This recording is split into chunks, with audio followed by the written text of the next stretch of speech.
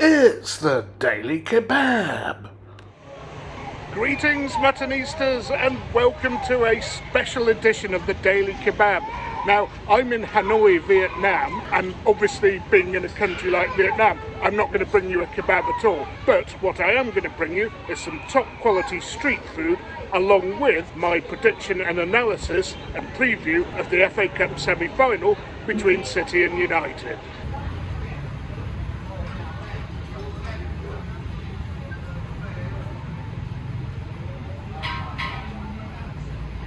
Now, Muttonistas, for all of my expertise and knowledge about food, Vietnamese is a cuisine I don't actually know much about at all. I'm familiar with pho noodles, and I'm also familiar with spring rolls, which are the best in Asia because they originated here. But apart from that, I don't know anything. So I am going to take a random stab in the dark and see if I can find something other than those dishes to try today.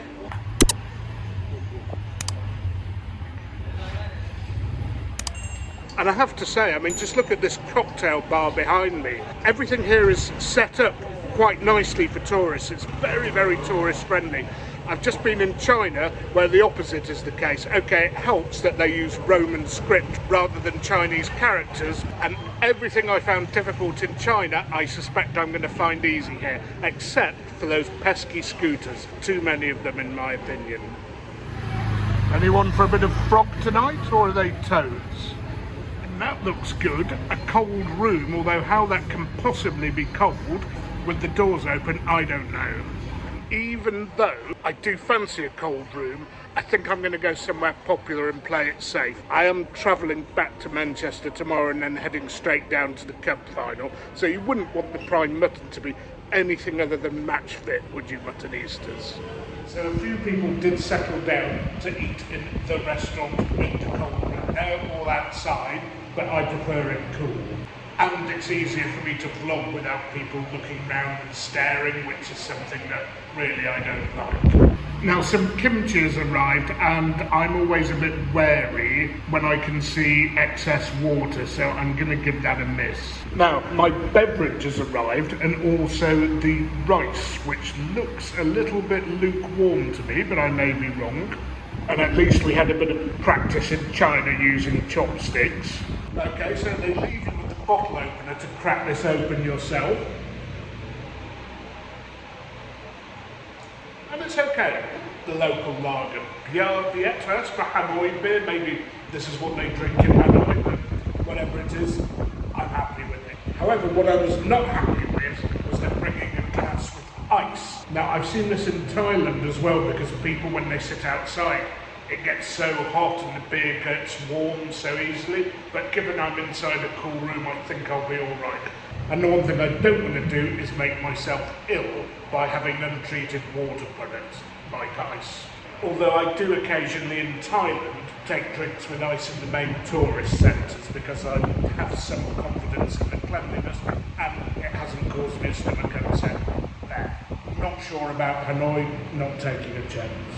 Now then, Vietnam is famous for its spring rolls, and I ordered the nems from this place because I got fed up of passing places which didn't have them, with the ubiquitous fish dipping in chilli sauce, and also my stir-fried squid with chilli and lemongrass. I thought I'd go for that because it's something that seemed to contain local flavours rather than a sort of bland copy of Chinese food. Anyway, the nems look a bit overcooked to me. I hope I haven't bought into a dud here.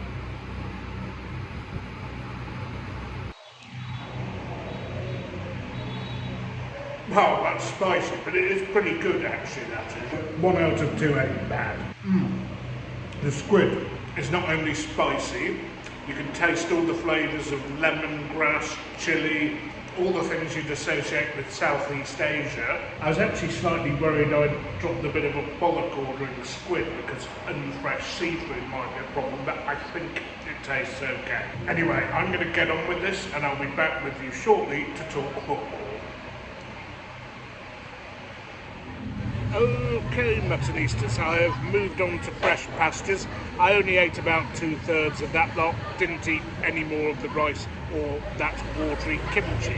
Rice, by the way, is something that's quite dangerous if it's stale, so if you're unsure, give it a miss. Now, at the bar I'm at the moment, I have actually got the Hanoi beer. I had asked for it at the previous place and they gave me something else, probably something else local. It was perfectly nice, but this does actually have a slightly cleaner taste to it. Brewed from rice, malt and hops, I believe. Now, the FA Cup final, to which I am going, as I said earlier. We stuffed United 6-3 at the Etihad with a very convincing performance, and wow, I'd love to see that again. But I think the game will be a bit more cagey, and though I still think we'll win, it might be a bit of a closer affair, like the 2-1 loss at Old Trafford, where we were completely done by an outrageous non-offside decision about interference with play. I think you're all familiar with the incident. It is almost certain that Ten Hag is going to set United up the same way there, mid-block, so they don't challenge City players on the ball when the ball's being rolled out by Ederson or passed by Ederson, the next line of defenders. They'll wait to try and force a turnover somewhere near the centre circle. And though City did get the upper hand, bringing on Anthony changed things because they had 3 nippy players ready to force turnovers. So we've got to be careful of that. However, the way we play is completely different now, so I think Ten Hag's going to have to think again. Of the 2 games, the FA Cup final and the Champions League final, I think this is the trickier of the 2 games. So much riding on it. Now, the FA Cup has diminished in its importance in recent years, but when it could be part of a double, treble, quadruple, or whatever multiple combination of trophies, there's a lot more spice to it, as if there weren't enough, like being the first ever cup final between City and United. Yes, hard to believe after all these years, but this is the first one. And on top of wanting to win a derby as a final, the United players will be absolutely desperate to bust a City treble, because as it stands, United are the only team who've actually done it. And I have been asked, have the last 2 games that City played, in fact the last 3, which have been pretty pedestrian affairs, taken all the impetus and steam out of City? I would say no, not at all. I think it'll have done our players a power of good, being able to rest for a while. In fact, I've often said it's been a problem for English teams who are fighting tooth and nail for the league, coming up against Spanish and Italian sides, or Bayern Munich, who sometimes have had the league in the bag for weeks beforehand. I know that City, if they play their A game, however well United play, will win the game. It's as simple as that. We have the better players, we have the better tactician in Pep Guardiola as well.